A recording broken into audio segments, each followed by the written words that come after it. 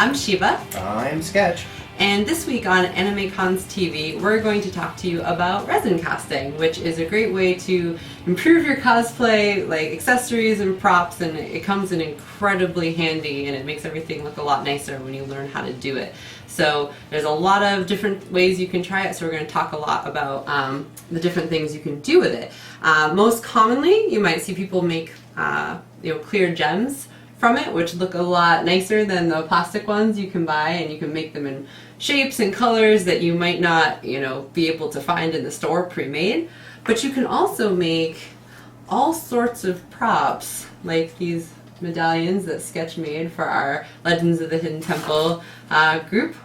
Or the hilt of a sword, like this Gryffindor sword, or my Ravenclaw crown right here. So there's an incredible amount you can do with resin.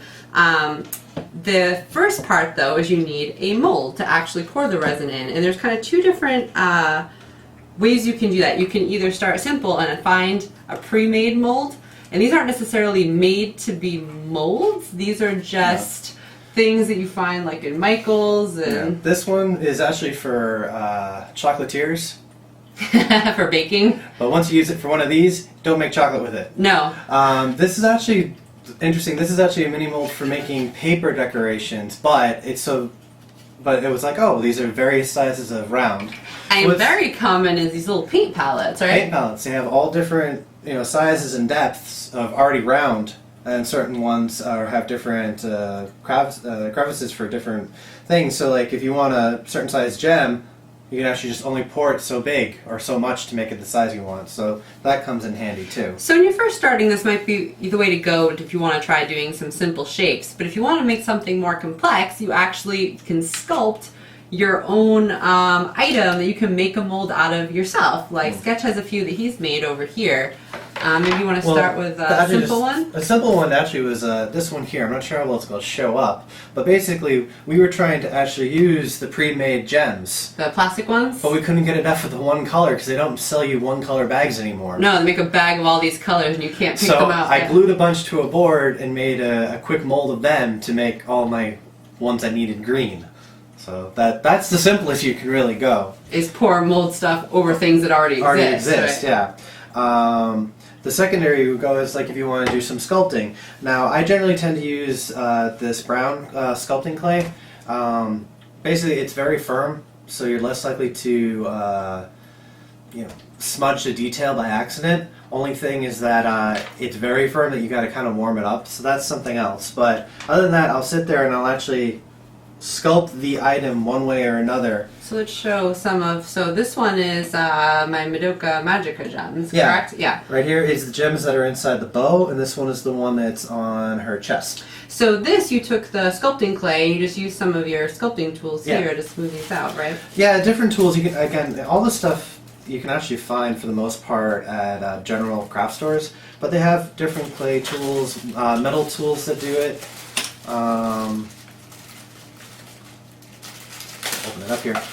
Yeah, basically all you're doing is you kind of like scraping or carving parts of the clay out, or you just you knead up a little piece and you put it on and then you shape it, and you can go around and just go in and make all the different details.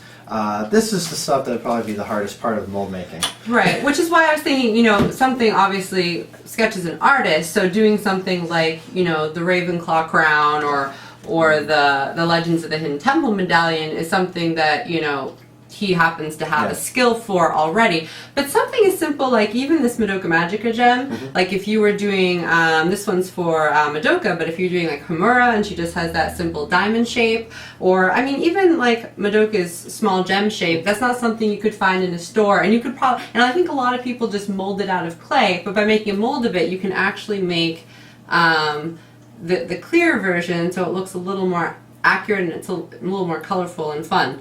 And that might be something that's certainly within the realm of skill for most people. This is generally just paying attention to the shapes that are on a close shot, and this one is very simple. Well, also what Sketch does is he uses this plexiglass that he actually makes the mold on, so you could technically put a printout of what you're trying to make underneath. And so then when you're sculpting, you can sculpt on top of the printout and actually see like a size or a shape that you're trying to do, and it's kind of a good way to make sure you get the shape that you're looking for. At least that's like one way to check. This one, I scaled on my computer a photograph of the sword. This is the Gryffindor sword. The Gryffindor sword, yeah. That way I got the shape pretty damn close.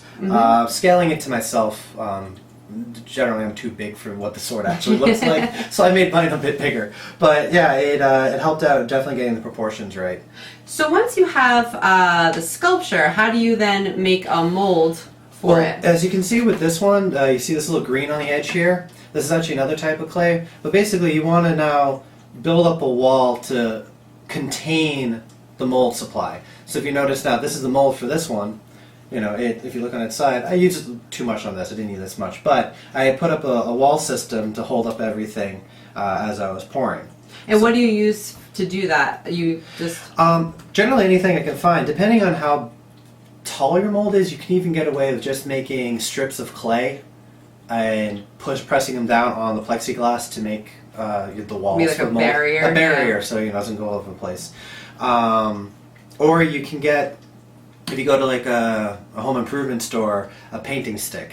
Because all you need is just something for it to butt up against, and all you have to do is then support it somehow, either gluing it down with hot glue, or basically don't try to make it permanent, because it makes it a lot easier to get the mold off. Out if you can tear the walls tear off. the wall down. Yeah. So then you Then you have the walls on. What do you actually pour in to make this purple mold? Which is actually quite flexible, which is nice. It's this kit right here from smoothon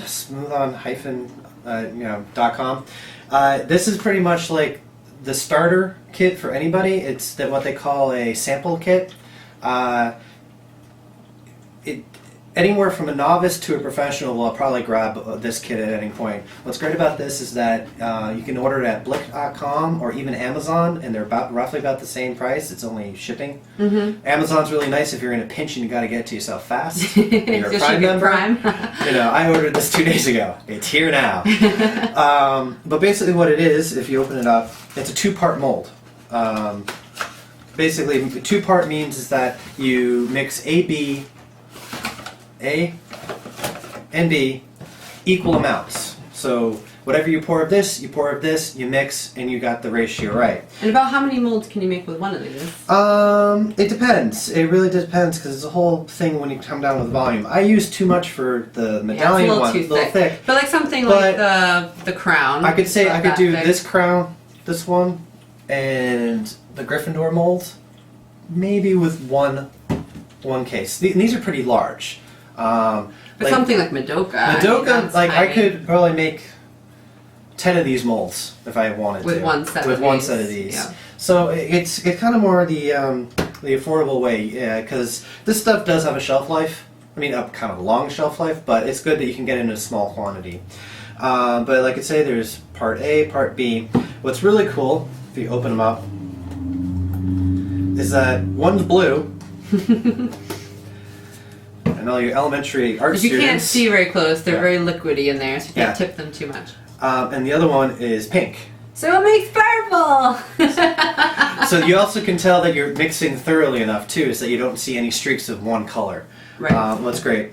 So then what it is that you sit down and have a mold, and then they're different brands. Basically what you want is a release agent. This has to go before you pour this stuff on top of your nice sculpture. Very, very crucial. Or even, you need that even if you're using one of these pre-made molds. Yeah. If you don't put that stuff on here, you're not getting your finished product out of your mold. It's not coming out. If you ever watch Face Off where they can't get their thing out, that's the problem. Yeah. So basically, what this does is put a thin dust over everything, kind of like a lubricant. Basically so that the mold doesn't really fully adhere to everything, but it occupies the space properly. So it fits in all the crevices and stuff like that, and you can remove it. You will need this when you start actually pouring your resins too. But primarily we're working here with the mold, it's just to get the mold out. So you mix this all up. Pour it on. You pour it on. It looks kind of like this when you're done. You have the positive, which is the sculpture, and then you're creating the negative with the purple gunk mold pouring smooth on there. So basically, this has to set about 16 to 24 hours. So you do have to take in mind time about this. Can't do this in the hotel room. Yeah, right? Like let's say you do it the night before. You wake up, you go to work, you come back, it'll be set. It'll be great, you know. So it's one of those things you do the last project you do before going to bed. And by the time you start it the next day, you're And good. so you're going to remove this. What do you usually do first? You usually take the walls off because you made it Rip off the sometime. walls if I can, depending. Like obviously, like you don't want your walls to come inward. Then you have to take off the walls. You want them anywhere from straight, 90 degrees and outward. But yeah, take out the wall and then you just slowly peel it back. And because of the release agent, Like, very easy. And the nice thing is you can save your sculpture. And we usually do this in case something happens to the mold. We can make another mold out of this one. All these molds, you can only use them X amount of times depending on which one. I mean, this isn't the only company. There are other companies that, like, Smooth On makes ones that almost last indefinitely, but this is like the novice stuff for cosplayers. But we probably made how many of these things you think with just that one mold? I know that we've definitely made 25 of them. I could probably make another 25. Before that's no good anymore. It either pulls out some of the detail and then it isn't as sharp anymore, or we do it 10 years from now, this might not be as rubbery. Right, but anymore. because we've saved the sculpture, something happens to that and we still need to make more of these things, we can then just pour another mold and he doesn't have to resculpt it. Now, the other thing too, let's say you're a little bit more pressed for time. This yellow one, it's yellow, it's not purple. What's up with this? At craft stores, it's called the Amazing Mold Putty. It's kind of like, what was that infomercial you used to see? Magic Putty. It's basically two sticks of, a white part and a yellow part, and again 1-to-1. You take a little clob of this and mix it up. I use a full thing to make this. Now, what's great about this is that if you're really in a pinch and you need a mold soon, this stuff sets up within an hour, not even an hour. So, only problem is that this little bunch costs the same as this. And you only got one of these out of that. I only got one of these. Yeah. But if you have like small little intricate details that say you have a certain type of skull that's going across a belt and there's multiple of them, this is a good like quick, a little Yoko quickie. skull or something. Yeah, this is a really easy, quick way. And obviously it's flexible once you have kneaded it up well enough and pressed it down and made your mold. This is a good back-me-up mold system. So once you have a mold, whether you've decided to just purchase one and do some simple gems, or you've decided to get fancy and sculpt your own, or maybe pour something that already exists, now you actually get to the resin part, where you're actually going to create the item that you're going to use for your prop or for part of your costume. So what Sketch is going to do is going to do a quick demonstration of how to actually make one of the clear resin gems, which is probably the most common thing people do when they're doing resin casting, and a great way to start, because if you do anything with cosplay, you know that pretty much a lot of costumes have a ton of these random gems on them, whether it's on armor or on the actual clothes or anything like that. Yeah, we did it. If you viewers, returning viewers, remember her Magic Knight armor that we did that Warbler episode of. Most of the gems there were some form of this. Were casted on these. Yeah. So we're going to show that right now. Okay. Well, so basically what it is Do we want to do it? We'll use this one just because of space. So we're just going to grab this one. Sit here. Step one. Step one. Release agent. That's all you need. It smells really good. Step two, Step you two. actually need the resin. The resin. Now, a lot of these, for the most part, are going to be 1-to-1, which is really great. Like, they know it's just way easier than trying to mathematically figure 2-to-3 and whatnot. So this is 1-to-1. One is the resin, and one is the hardener. This is the chemical that causes everything to get hard. Now, this is a company called EasyCast. Again, you can find it at Michael's. And what's great about this one is that when you pour it, it's chemically designed to make all the air bubbles come up to the top and disperse, so you don't have any air bubbles in your gems. Right, which is somewhat, so if you use a different company, that can be the challenge. You get this nice gem and it'll have all these kind of like bubbles and it will look really crummy inside. Oftentimes people get their bubbles up by using a vacuum chamber. Who has those? Right, it's kind of complicated. So it's nice that they figured out chemically how to have that happen. So basically... Now, is this different than the kind of material you would use instead of making a gem if you were going to be making something like this? This is very different. Yeah. They also sell... This is just opaque resin. It's chemically it's different, but the concept is the same. It's 1-to-1. mix it on up. Now this one, I actually put a black dye into it. That's why it's black here, to make the paint job a lot easier to do, of just detailing gold over it. Yeah, so basically the way it works, whether you're doing opaque, which is this, or clear, which is what he's going to pour now, it's clear either way. Like, not clear like transparent, but like there's no pigment to it. Well, no, this one will actually generally just be white. That's what I meant. There's no pigment. You actually have to add a dye to it if you want it to be a different color. So right now, if we did this by itself, it would just be crystal clear. Just like glass. And if we did that by itself, it would just be plain white. Opaque white. So, okay. Yeah. So we're gonna. We usually use plastic cups. We found it the easiest thing to do to mix because whatever thing touches this, you're going to want to throw out. It's not, or maybe you have a glass container that you say is just for this, and you're never going to use it for food or anything ever again because this stuff is toxic. So you don't want to get it on anything that's used to eat with. Yeah. And also, you don't know if you're allergic to it. I'm not allergic to this one specifically, but I'm allergic to fiberglass resin, so I wear gloves. It's always smart to wear gloves. Always smart, you know. So you start by mixing the actual resin. But this stuff is kind of, for the most part, very, friendly. So it's really just, eyeball how much you use. You can go as complicated as you want and try to figure out the exact portions you want. You could, fill your mold with water, pour the water into a measuring cup and figure exactly what volume you need. It's good if you don't want to waste. Yeah. We usually just make extra if we have leftovers. Hence why we have all these extra here. What you can do is either pour it off to the side when you're done with it, or just pour it in some other mold you weren't using. So I actually have different colors of these Madoka gems for laughs. Yeah. And then we use a disposable material to mix them. Mixing stick, a popsicle stick, maybe old chopsticks. Old chopsticks from the takeout. Basically anything to do stirring with. But before we get to this, what color do we want to make? Let's see. So remember how we said it was going to be nothing special unless we actually add a dye to it? Well, you can buy different color dyes. Yep. Again, found at craft stores. Yep. Let's see. These, I don't think these are open. We should probably use something already open. How about blue? We don't think we have any blues. We've used up all the blues. Yep. Alright. So basically, like, if any other color theory, you mix blue with yellow, you'll get green and whatnot. And if anybody's concerned that this looks like a food measuring cup, notice the black electrical tape on it. We've determined that this is only for resin. And yes, we are in our kitchen, but this came to visit. This doesn't stay in your kitchen. This does not stay in the kitchen. Okay. Alright, so you start off with your resin part. Alright.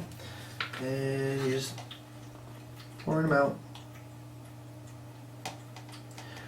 Now remember, because this is a 1-to-1, you want to pour in half the amount you need of the first part, and then the remaining half of the other part. Right, you don't want to pour enough with just the first one to fill your mold. Yeah. You'll end up with way too much. Sometimes they'll go like that. Oh yeah, they're at the same level. I poured in the same amount. Alright, so now it's all mixed in there. It's all sloshing around. But we want to make it some blue. Now, this pigment, generally pigments are very strong. You don't need a lot. Right. 1 drop can do you for a light blue. If you want a darker blue, 2 to 3. It's... Do a dark one. So just drop in a little bit. This can be something that has to be a little trial and error too when you're trying to get a particular color. I know when sometimes we were trying to do the pinks, like for Madoka or for Chibi Moon, it took a couple tries to get the right color pink because you're using a red. Where sometimes a regular color like a red or a blue is a lot easier to get the right color on the first try. I ended up making a completely black one because I got all the colors wrong. You had creepy black Sailor Moon heart somewhere. But light could get through it. It was interesting. So yeah, you want to mix this up as thoroughly as possible. Scrape down the sides, bring everything down. And if you notice, I'm going really fast because with this product I don't really care about air bubbles because they all come out. So I'm more concerned about making sure everything is even. If you were using a product that made air bubbles though, you'd want to mix it quite slowly, right? Yeah, the instruction of everything will tell you how you should do it. Alright, so drain off. Now, here's the big thing to remember about this. You cannot make these gems the night before. These take actually 24 hours to perfectly cure and be hard. So this won't be done until this time tomorrow. And that's actually because this is a small gem, right? What if it was... Didn't these ones, because they were so large, take a little longer? Actually, the reverse. Because there's so much material, there's so much chemical reaction happening, it's actually a thermal reaction, they get warm, and that's the curative part. Ah, so I couldn't remember. So these actually went a little bit faster. Then these were a little bit harder too because this is a hard mold. Yeah, remember how we said that this was nice because it was flexible? Yeah. It's really helpful when you're trying to pop it out. Now this, trying to pop these out, that was horrible. I remember that. I popped them out while they were still almost cured. They were going to hold their shape, but I had to get them out there. They're still so pliable. But that's a story. That's for the another story. time. But yeah, be careful when you're trying to pick out a mold. If it's something that's very inflexible, you might not want to leave them in until they're fully cured because they'll be very difficult to get out. Right. So basically what you would do is just pinch your cup to make a funnel. Want me And to hold it up? Yeah, we can see. Start pouring. Yeah. That's a pretty color blue. Now I need to make a costume to go with these gems. oh yes, that's the excuse. So as you see, I actually used more than I needed. Yep, that filled up one, so we'll make a... I'm judging here. I could probably make this little one next to it. Cool. Alright, you make another one. So yeah, again, if you want to measure out exactly what's going on, that for not have waste. I think that's usually best when you're making it something complicated. When you're making gems, we found it's always helpful to have extra gems lying around. I don't know how many times we've tried to do something at the last minute and we already had cured resin gems lying around. We're like, oh, that's a good size. So if you're doing a common color especially, it doesn't hurt to make a few extra. I've actually used some of these just to be a general shape. So if you can see this, you'll see there's a little pool of bubbles kind of floating on the top, and that's what he was talking about, where the bubbles are actually removing themselves from the gem and coming to the surface. And if you make something big, they actually kind of look pretty cool. Like those hearts, I remember made a pretty cool shape. So this now has to sit somewhere level. That's the other hard part about something with a rounded bottom like this, is you want to make sure it doesn't shift around while it has to sit for 24 hours. And that's pretty much it. And then you wait. Once it does pop out, the gems are usually pretty simple. They pop out just like this. There's not usually a lot of edge. When you're doing something with, a mold like this, if you overshoot a little bit with how much you filled it, that's when you get this like extra right here. But this comes right off. What do you usually just snip this off? Depending. X-Acto knife? X-Acto knife, and a good whittling thumb.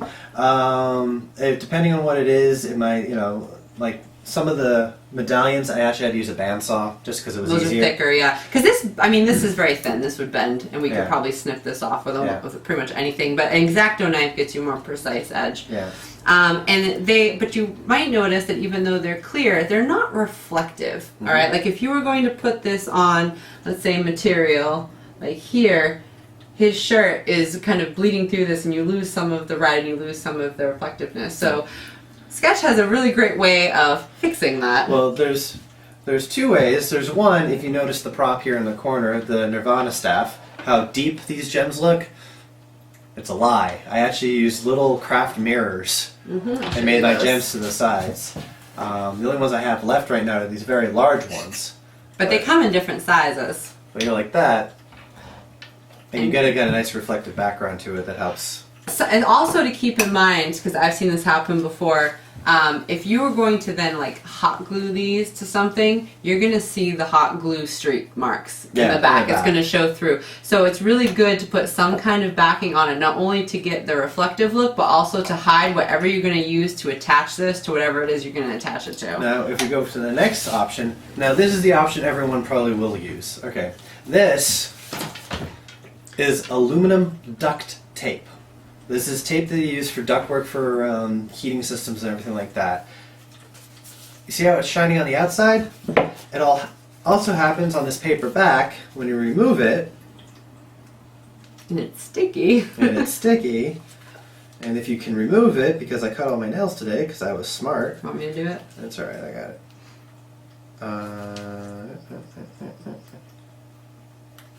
Magic of television here, folks. Okay, you do it. It's useful having nails.